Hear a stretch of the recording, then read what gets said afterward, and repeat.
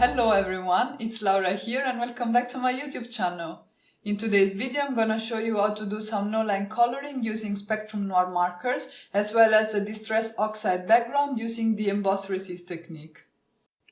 For today's card I'm using the Coffee Wizard stamp set by Crafting Desert Divas and I really love this stamp set. I already have some projects up on my blog using images from this set, but I love it so much that I wanted to have at least one more project done with it. Especially the sentiments I think are really awesome.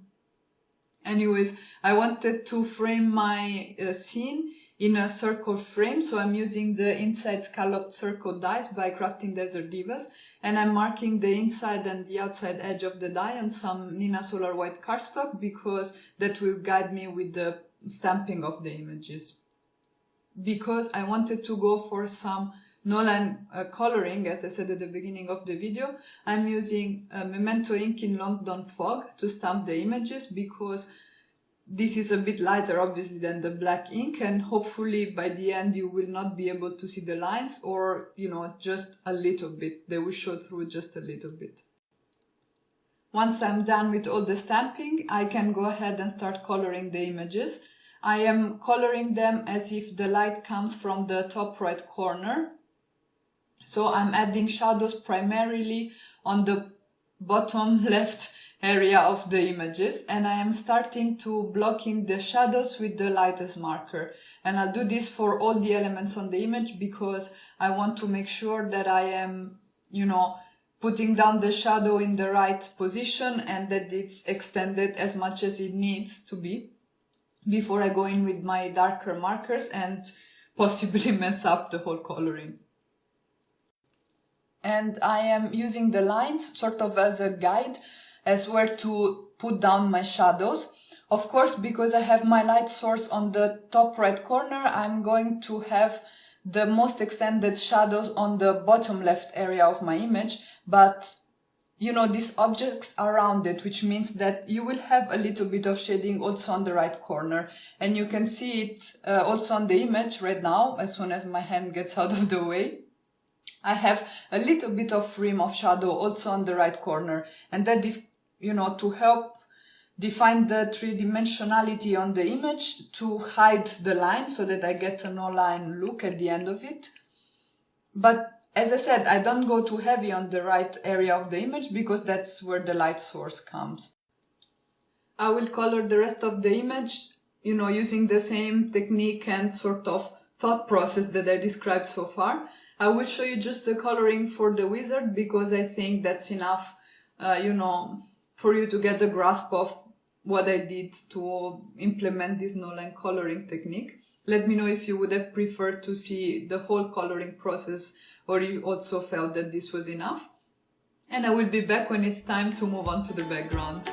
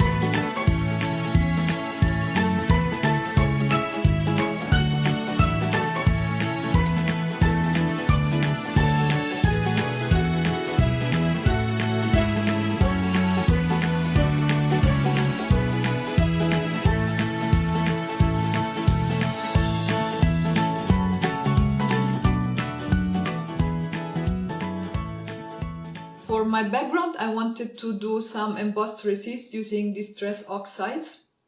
So I am, creating my random pattern using some of the smaller images from the stamp set.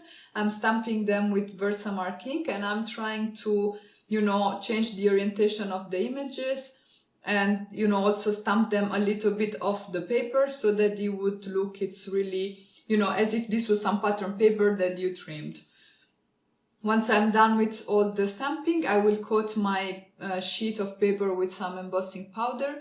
This is by Nuvo, and it's the clear glitter one, because there is a wizard, so there has to be glitter somewhere on the card. And anyway, once I removed the excess powder, I came in with my heat tool and I melted the embossing powder. And actually I didn't do a perfect job. So some of it rubbed off, but I think it was a happy accident because the look I got in the end really matches with the loose feel you get with this no-line coloring that I did, so yay. That was not planned, but I think it still looks nice. And after I rubbed off the excess embossing powder from my background, I came in with my Distress Oxides. This is Faded Jeans and Wilted Violets, and I'm blending them on my watercolor cardstock. This is by Ranger, I don't know if I mentioned it, using the Ranger Mini Blender. And I have to say, I really love the oxides. I cannot wait until I get all of them. I was really skeptical, to be honest, when they first came out, because I have the Distress inks and I didn't feel like I really need to invest in more products that I thought would be similar, but actually, I mean, of course, there are inks that you can use similar techniques, although with this you do some gorgeous stamping that you don't do with Distress inks. But actually they are quite different, and I didn't quite understand the meaning of chalky look until I got to see them, and they're gorgeous. They're really nice. I really love them. So yeah, I can definitely recommend them. Because I felt I removed a little bit too much ink with my water, I came back with some more ink that, I just used whatever was left over on my blending tool to add back some color on my background and to bring in more of that walnut stain. Unfortunately, I don't know where the footage disappeared, but I stamped my sentiment with walnut stain. So to tie everything back together, I cut another frame using those same inside scalloped circle frames by Crafting Desert Divas. I ink blended it with some walnut stain, and I'm also adding the same walnut stain Distress Oxide to my card base. I trimmed my background down to 4 by 5¼ inches so that I would have like this brown frame around it, and now I can glue everything together.